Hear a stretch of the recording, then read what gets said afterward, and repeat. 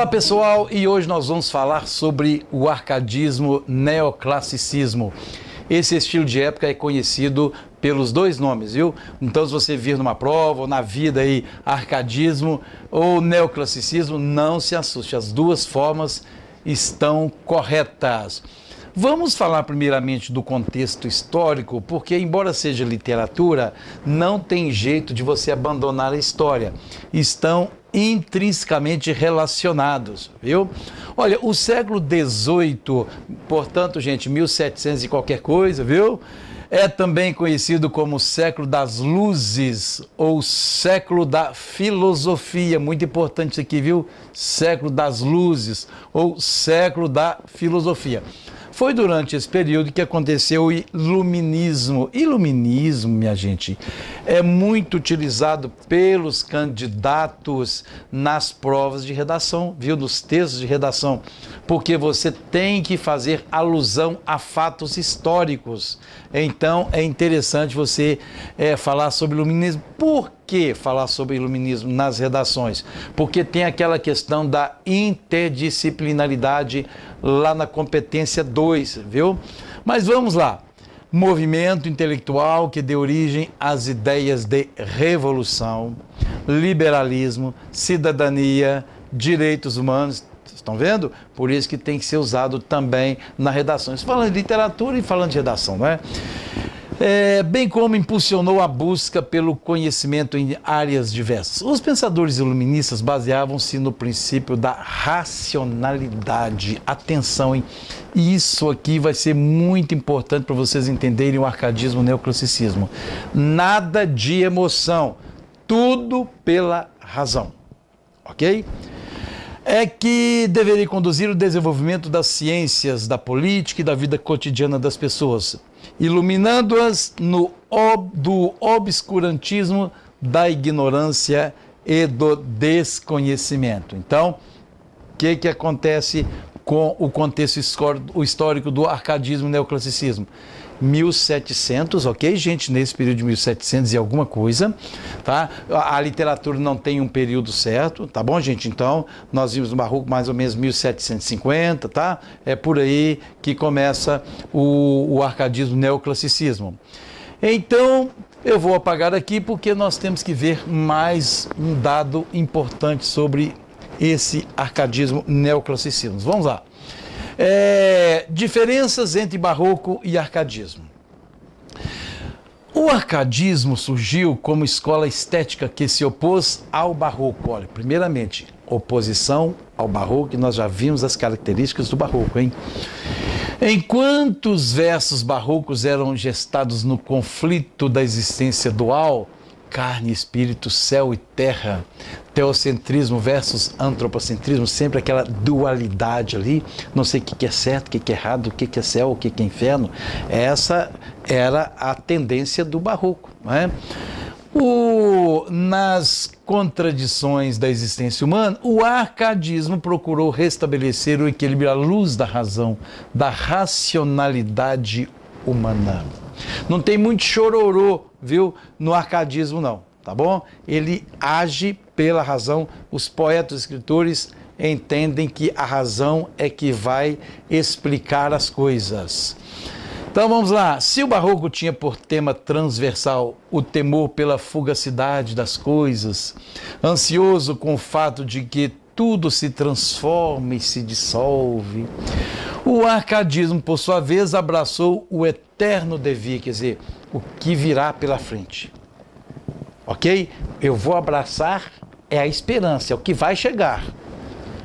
Já que tudo é instável e fugaz, deve-se viver cada momento com tranquilidade e leveza. Ligado ao cristianismo, o barroco preocupou-se com o pecado, com o inferno, com a salvação. Já o arcadismo trouxe imagens do período da antiguidade clássica. Falava então em deuses, em ninfas, em musas. Existem ainda as diferenças do uso da linguagem, viu? Os poemas barrocos são hiperbólicos. O que são hiperbólicos? O que é isso, hiperbólicos? São exagerados ao extremo. Mas o arcadismo é leve. Quer ver? Vamos lá. Repletos de metáfora, exageros, rebuscamentos, ao passo que os poetas do arcadismo propõem a simplicidade, o fim dos excessos, a clareza em seus versos. Então, os dois, eles têm características totalmente diferentes. O barroco pesado, rebuscado, fala da fugacidade da vida, a questão da religiosidade. O arcadismo fala das ninfas, das musas, não é? Da simplicidade das coisas, da clareza. Ok, gente? Então a diferença entre barroco e arcadismo. Só que não adianta eu falar isso aqui, só contar essa historieta para vocês, mesmo que rápida, e não explicar a diferença, ou, aliás, as características, né, do arcadismo. Vamos lá. Características do arcadismo neoclassicismo. Retorno aos moldes clássicos. Os moldes clássicos, é palavrinha difícil de sair, moldes clássicos. Falava exatamente daquela questão mitológica, né? Por isso que uma das características, além dessa, é a presença da mitologia. No classicismo, falava de heroicismo, falava da razão prevalecendo sobre a emoção.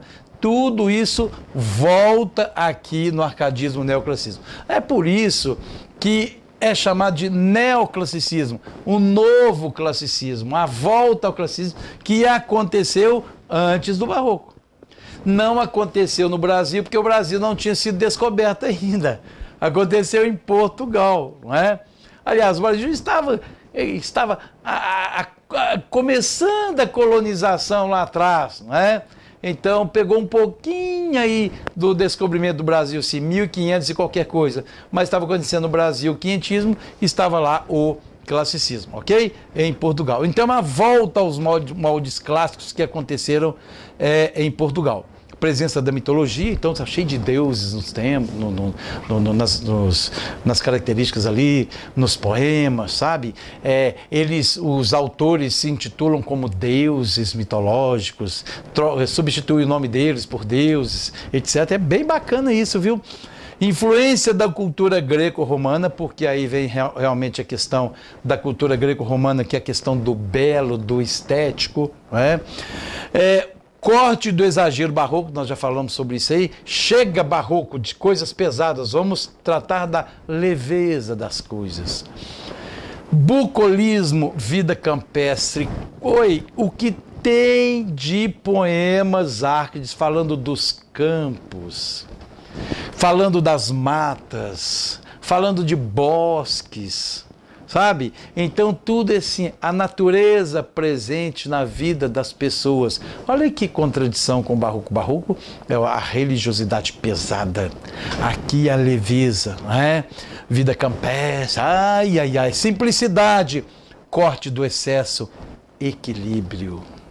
E influência do iluminismo. Eu falei com vocês agora há pouco, né, sobre a questão do iluminismo na época. Aí houve um boom, né, das artes, de tudo. Idealização da mulher. Mas a mulher não era citada antes em poemas? Era, só que aí ela não era idealizada. A mulher já começou a colocar as manguinhas para fora. O homem começou a imaginar aquela mulher ideal para a sua vida, sabe? A sonhar com ela, a caminhar com essa mulher por entre os campos aqui do bucolismo, né? De mãos dadas, pelo mata fora. Não era para namorar só, viu, gente? Pelo mata fora, colhendo flores, etc. Era bacana aquilo naquela época, viu? A questão do arcadismo. Também contraste entre o ambiente urbano e o ambiente campestre. Os autores do arcadismo preferiam viver no campo.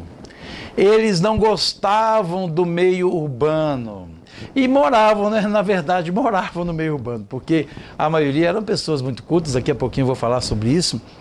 E então, o que acontece? Mas eles fazem seu poema sempre imaginando o campo, o bucólico, a natureza, os riachos, as águas correndo, não é? Locus amenos, o mundo, a natureza é um lugar ameno, um lugar tranquilo. Gente, que diferença do barroco, não é? E o Carpe Diem, viva intensamente o momento. Vamos viver agora, cada momento. E a gente percebe tranquilamente essas características no estilo arcádico, ok? É neoclássico. Vamos lá então? Eu tenho que falar de alguns textos, provar para vocês aquelas características aqui, ó. O nome desse poema é só uma parte, apenas uma estrofe, né, naturalmente, do poema de Tomás Antônio Gonzaga, que chama Carpe Diem. Que havemos de esperar, Marília Bela, a idealização da mulher aí. E o título já começa com Carpe Diem. O que é Carpe Diem? Vocês lembram Carpe Diem? Carpe Diem seria o quê? Seria o viver cada momento intensamente. E ele convida a Marília para viver cada momento intenso. Vamos lá. Que havemos de esperar, Marília Bela, quer dizer, é agora, né? Que vão passando os florescentes dias, as glórias que vêm tarde já vêm frias, e pode, enfim, mudar-se a nossa estrela. Carpe Diem. Vamos lá. Ah, não, minha Marília, aproveite-te o tempo, o tempo. Então aqui o grande lance é você entender isso aqui, entender, aproveitar o tempo antes que faça o estrago de roubar ao corpo as forças e ao semblante a graça. O que é isso? Antes de você ficar velho, antes de você morrer, antes de você ficar doente. Então vamos aproveitar o tempo. Por isso, esse poema já leva o nome de Carpe Diem. Alguns falam Carpe Diem, mas a gente lê Carpe Diem. Ok, gente? Bom, vamos ver o próximo agora. Próximo poema. Se o bem desta choupana pode tanto, choupana, a natureza aí, ao meio rural aí, que chega a ter mais preço e mais valia que da cidade, é o que eu acabei de falar. A choupana é em contraponto aos prédios da cidade, ok? Que é da cidade o lisonjeiro encanto, aqui descanse a louca fantasia, Carpe Diem, ok? E o que até agora, isso aqui até, mas viu a forma, é até. E também nós não comemos aqui nenhuma letra não, porque se escrevia dessa forma na época, ok? E o que até agora se tornava em pranto, se converta em afetos de alegria. Está falando de quê? Da vida, não é? Está falando de aproveitar a vida, da alegria de estar no campo. Agora eu quero chamar a atenção, antes de passar para o poema, o próximo poema que nós vamos ver, a parte do poema, esse aqui, ó, Tomás Antônio Gonzaga, Cláudio Manel da Costa, nós vamos ver aqui mais à frente aqui o Alvarenga Peixoto, eles participaram também da Inconfidência Mineira. Eles foram estudar na Europa, voltaram com aquelas ideias iluministas, liberdade, revolução, e quiseram trazer isso para o Brasil. É só um pouquinho mais de história. Aí o que aconteceu? Eles começaram então a programar a Inconfidência Mineira. Era dessa forma, não dá para falar muito aqui agora, mas eles começaram então a se reunir, só que eram muito jovens. Então logo que eles começaram a armar a Inconfidência Mineira, eles foram entregues, né, foram denunciados por um colega, né, e aí o que aconteceu? Eles foram presos. O Tomás Antônio Gonzaga, que é esse aqui, ó, ele foi foi exilado, né, do Brasil, foi lá para Moçambique, para Moçambique, ficou lá, nunca mais voltou ao Brasil, casou-se bem por lá, entendeu? E ele até gostava de uma mocinha aqui no Brasil, fez poemas para ela. Qual? Marília. Deixou a Marília. E ela existiu de fato, a Marília. Quando você for a Ouro Preto, pergunte lá onde é que morava Marília. É? E o Tomás Antônio Gonzaga ficava fazendo versos para Marília, olhando lá, enquanto ela ficava nas janelas, ali nas varandas dos casarões, e ele fazendo poemas para ela. Depois, com a Inconfidência Mineira, ao invés de ele ser morto, como outros foram, como ele era de família nobre, bom, estudava lá na Europa, né? Então ele acabou sendo exilado para não morrer. É? E o Cláudio Manuel da Costa era um pouco menos bem de vida e foi preso e acabou morrendo na prisão, sabe? Mas eles participaram, além de poetas do arcadismo, é bom vocês saberem que eles também foram cabeças da Inconfidência Mineira. Pois é, e agora nós vamos ver mais um trecho de Marília de Dirceu, quer dizer, a deusa Marília do Deus Dirceu, porque eles tinham esses nomes mitológicos, né? Então, o Dirceu deu esse nome a ela, então vamos relembrar aqui, ó, Marília, a deusa de Dirceu, o Deus Dirceu. Dá para guardar bem, não dá? A deusa Marília do Deus Dirceu. A Marília que é a Maria Dorotéia Joaquina de Seixas, né, que ele abandonou depois do exílio, foi para Moçambique e ficou lá rico em Moçambique, viu? E o Dirceu é o próprio, se achando, colocando nele mesmo o nome do deus mitológico Dirceu, mas é o Tomás Antônio Gonzaga. Mas vamos lá. Eu vi o meu semblante numa fonte, olha que fonte, lembra o quê? Lembra a natureza. Dos anos ainda não está cortado. Não é que nós deixamos de colocar, não, porque eu escrevia dessa forma na época, ok? Ainda não está cortado. Os pastores, olha aí, olha aqui, olha, os pastores, os montes, os bosques, né? Tudo característica do arcadismo neoclassicismo. Que habitam neste monte, olha a natureza aí de novo. Respeita o poder do meu cajado. Cajado é uma vara que as pessoas que tinham autoridade antigamente usavam. Quase todos se lembram de passagens de filmes bíblicos em que Moisés segura o cajado, segura a vara, né? Abraão segura ali também, ok? O cajado aquela vara denota autoridade. Com tal destreza toco a sanfoninha, já tinha sanfoninha na época, nós estamos em 1780 mais ou menos, hein? Quem inveja até me tem o próprio Alceste, olha o nome mitológico aqui de novo. Ao som dela, concerto a voz celeste. Isso não é concerto, não, se fosse concerto você conhece, todo mundo sabe disso. Então esse concerto vem de música, musical, de voz celestial, né? Voz que vem dos céus. Nem canto letra que não seja minha. E é modesto, né? Ele é modesto. A simplicidade. Graças, Marília Bela. Graças à minha estrela. Agora, o interessante nesses poemas é que o Tomás Antônio Gonzaga, nós vamos ver o Alvarenga Peixoto daqui a pouco, eles não fazem nenhuma menção amorosa. Nada de emoção, é tudo racional. Chega um momento em um dos poemas do Tomás Antônio Gonzaga que ele questiona assim: que efeitos serão esses, Marília? Serão efeitos do amor? Ao invés de falar assim, eu te amo, Marília. Ao invés de falar isso, serão efeitos do amor? Isso aí, nos dias de hoje, é o tipo de enrolação. Você me ama? Eu tenho um sentimento assim, diferente por você, é uma coisa profunda que eu não dou conta de explicar. E é do arcadismo, viu? É do arcadismo. Porque a pessoa do romantismo que nós vamos ver também, eu te amo, amo sim, com todo o meu coração, com toda a minha alma, com todo o esplendor da tua beleza. Nosso Deus, estou ensinando aqui até a amar, não é? Então vamos lá.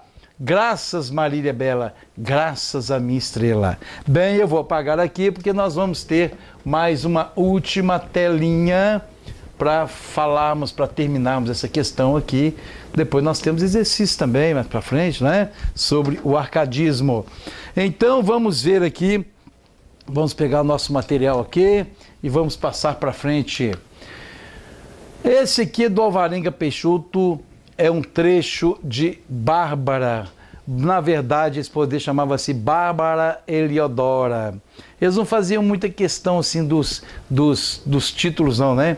Bárbara Bela, do norte estrela, que o meu destino sabes guiar. De ti ausente, triste somente, as horas passo a suspirar. Idealização da mulher, inclusive da mulher esposa aqui, que todos aprendam com isso, né? Com Alvarenga Peixoto. Isto é castigo que amor me dá. Esse amor aí com letra maiúscula, ele está apropriando a palavra amor, referindo-se a Bárbara Eliodora. Por entre as penhas aqui, ó, penhas são o quê? Os bosques, ok? As montanhas, as florestas, aqui, ó. Por entre as penhas de incultas brenhas, não é? Aliás, entre as pedras das florestas, viu? Então, entre as pedras das florestas, aqui é brenhas, aqui é floresta, essas coisas, ok? Cansa-me a vista de te buscar, porém não vejo mais que o desejo sem esperança de te encontrar. Maravilhoso, não é isso? Então está, portanto, alguns poemas do arcadismo, sempre naquela questão de idealização da mulher, presença da mitologia, a simplicidade, a objetividade, não é? Mas nunca a declaração do amor. Por quê?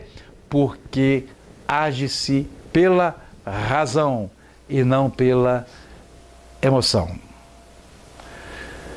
Se você gostou da nossa explicação sobre arcadismo, neoclassicismo, dê um like aí, inscreva-se no nosso canal e ative o sininho.